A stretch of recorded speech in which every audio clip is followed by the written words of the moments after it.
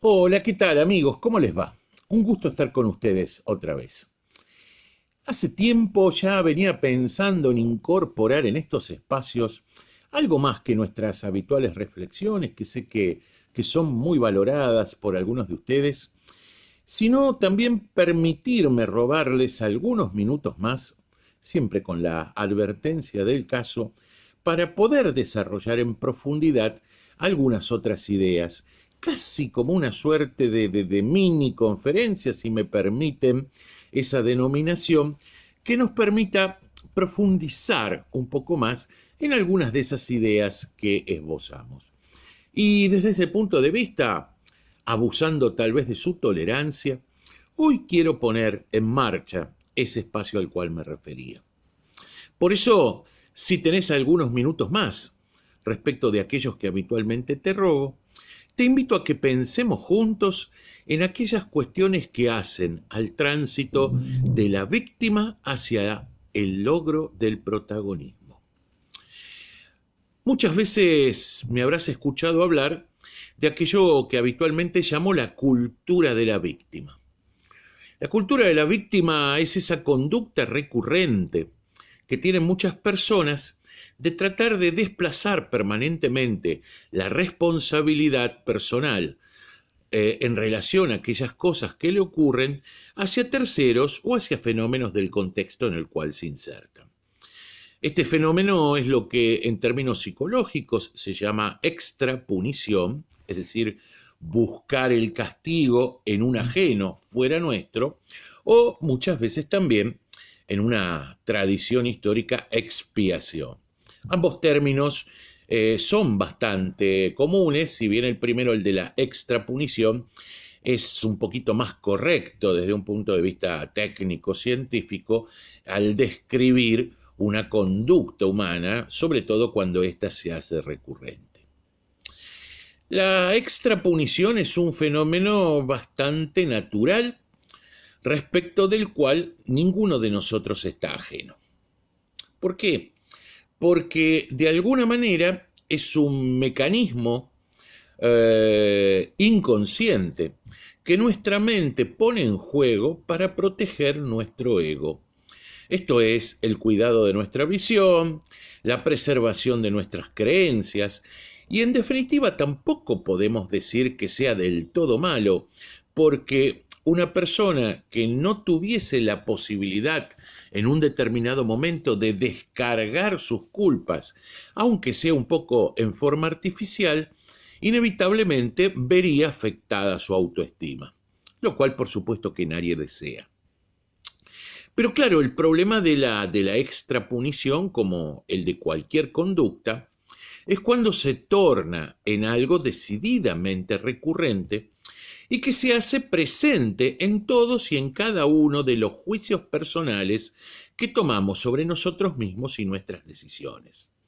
Así es donde la extrapunición se convierte en una verdadera patología que afecta nuestro equilibrio emocional y en definitiva termina nublando nuestra conciencia, impidiéndonos tomar más y mejores decisiones.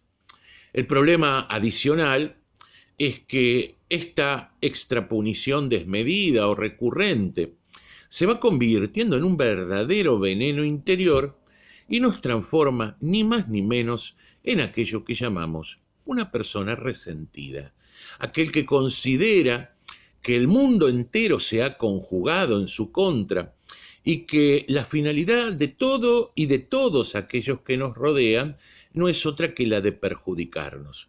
La persona que se convierte en un resentido, el espíritu resentido, básicamente tiene falencias importantísimas en términos del vínculo con los otros, la posibilidad de establecer relaciones productivas y como consecuencia de ello también, en un determinado momento, poder cobrar el ímpetu y el compromiso personal suficiente para poder cumplir sus proyectos.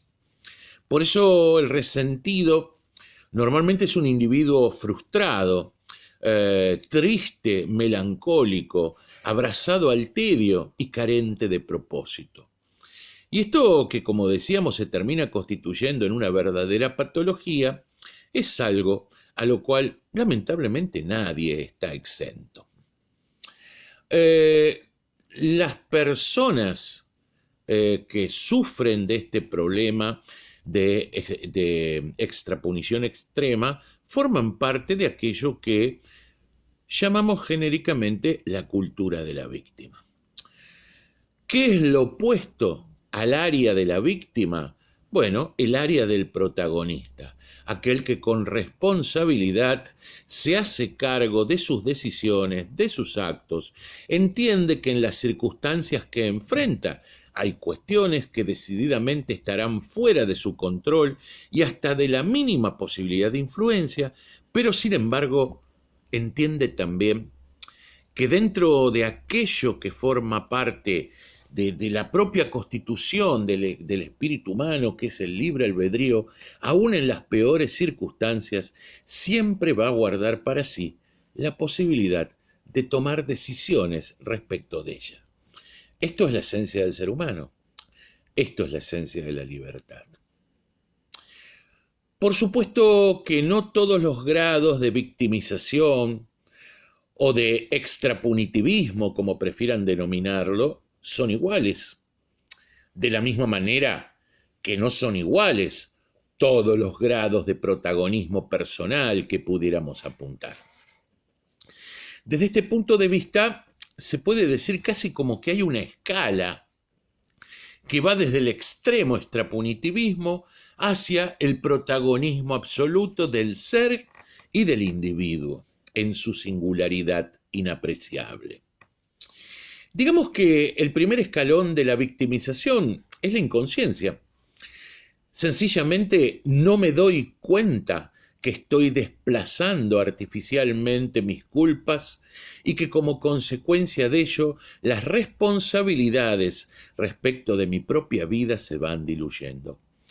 Como lo hemos dicho también en otras ocasiones, siempre el peor grado de ignorancia es el de aquel que ignora aquello que no sabe. Quien no comprende que muchas veces esa búsqueda de culpables externos es simplemente un artificio con el cual nuestra mente no se engaña, está en la situación más débil respecto de la posibilidad de revertir estos comportamientos y es tal vez aquel más sensible que nadie respecto de este resentimiento al que nos lleva como estadio final el no poder dar vuelta a este tipo de conductas. Pero claro, no todo tiene que ver con la inconsciencia. En algunos casos, aún mediante un proceso de racionalización, la persona de todas maneras termina en una conducta excesivamente extrapunitiva. Ahí empieza a aparecer con nitidez otro de los términos que mencionábamos hoy, que era el de la expiación. La expiación, ¿cuándo opera? La expiación opera cuando encontramos un elemento a veces hasta místico, de ahí surge precisamente el concepto de expiación, ¿no? de antiguas tradiciones hebreas. Encuentra hasta casi un concepto místico que le permita desplazar la culpa. Y es cuando ese culpable externo toma características abstractas, ¿no?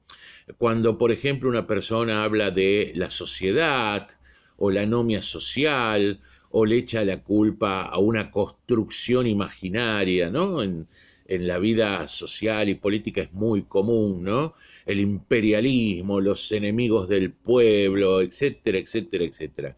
Son todas construcciones abstractas propias de la contemporaneidad que terminan alentando esa victimización. En algunos casos se puede superar casi naturalmente cuando la persona empieza a avanzar en algunos estadios de pensamiento crítico, pero allí es donde la victimización todavía sigue jugando alguna de sus cartas y empieza el momento de la construcción de excusas. La construcción de excusas es el justificativo especial acerca del por qué no hemos podido actuar frente a una determinada situación. Es mucho menos dañoso para nuestro interior poder encontrar una buena excusa que recurrir, como decíamos recién, a una expiación casi mística. Pero de todas maneras, el fenómeno sigue existiendo, la extrapunición recurrente se termina sentando y a la larga las consecuencias van a ser las mismas. Decía George Bernard Shaw, famoso escritor irlandés, ganador del premio Nobel, que la gente fracasa en directa proporción con su capacidad para valerse de excusas socialmente aceptables para su fracaso. Superar la etapa de la excusa, de la búsqueda de la excusa ante todo, ¿no? Nos implica avanzar un peldaño más en el abandono de esta cultura de la víctima. Pero todavía hay algo que tenemos que vencer, que es la tendencia simplemente al deseo, al pensamiento mágico, como también lo llamo muchas veces, y a la idea de que las cosas van a cambiar por sí solas simplemente porque quiero que cambien. Es el propósito desprovisto de la acción. Y el propósito desprovisto de la acción simplemente es una intencionalidad que se agota en sí misma. Pasar de la inconsciencia a la expiación, de esta a la excusa y de esta al simple deseo y espera, si bien es un recorrido de progreso hacia la asunción de responsabilidades, no nos saca por sí mismo de esta área de victimización de la que venimos hablando. ¿Cuándo empezamos a dar el primer paso hacia el convertirnos en protagonistas? Bueno, ni más ni menos que cuando asumimos en plenitud la realidad, cuando reconocemos la dimensión de todas y cada una de las circunstancias y ya mediante el pensamiento crítico desarrollado en plenitud, entendemos aquello que decíamos, que las circunstancias pueden sernos más o menos desfavorables, pero que en definitiva, aún en el peor escenario, siempre contamos con recursos propios y personales para la transformación. Permitirnos reconocer la realidad en un determinado momento nos lleva a dar el siguiente paso, que es adueñarnos de ella. Adueñarnos de ella es adoptar la firme convicción de que ni aún la peor circunstancia puede nublarnos nuestro destino. En todo caso, nos podrá someter a desvíos temporarios, pero que a partir de nuestra determinación y perseverancia podremos reencarrilar más tarde o más temprano. Y adueñarnos de la realidad es el primer punto, es la disposición emocional y espiritual para poder encontrar las soluciones a los problemas que nos afligen. Encontrar las soluciones significa poder formularnos las respuestas adecuadas a aquellas cosas que nos acucian y que nublan nuestra plena racionalidad. Cuando hemos podido encontrar esas soluciones, allí, cuando hemos podido formularlas, allí podemos dar el paso final para convertirnos en plenos protagonistas de nuestro destino.